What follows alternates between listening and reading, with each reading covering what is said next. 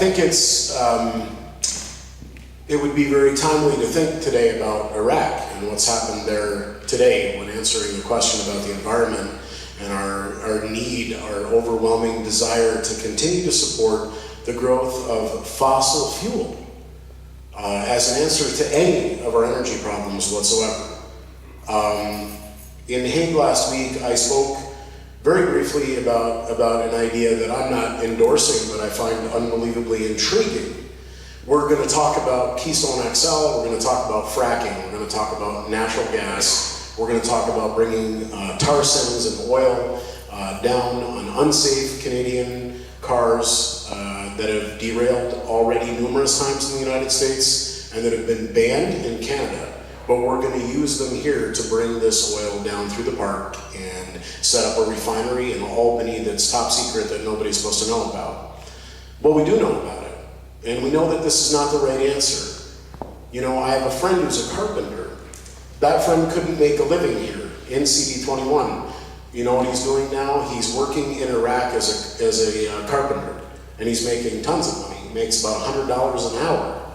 And he's given, I think he gets 1 week off with free airfare wherever he would like to go every 6 weeks. It's a wonderful gig.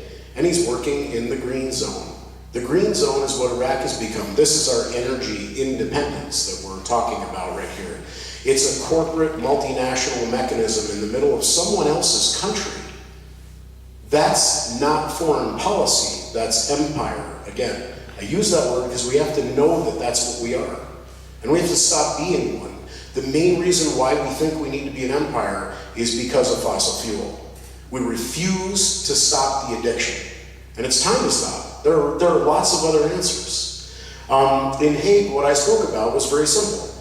I was not born at the time the space race was occurring, but I've watched the movie October Sky. Many of you have had one or the other of those experiences. Could we have gone to the moon if someone didn't get up on television and say, hey, let's go to the moon. We can do it.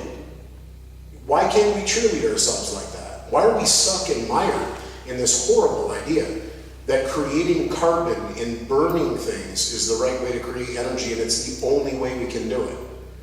There is something being researched right now at the federal level, but it's very small amounts of money being spent on it. It's called solar roadways. This is an amazingly cool idea that I just heard about. It would require unbelievable resource and tons of money, but the fact is the idea is really great and it is full of that kind of imagination. We could have roadways that are also photovoltaic. You know, in every road in the country, if it was converted, we'd have 3 times more energy than we currently use. So if we just did the major highways, it would be pretty much on par with what we need. I would just ask you all to have some imagination too, and have some belief that we don't have to keep using the bad answers of yesterday or today. Let's come up with real new answers.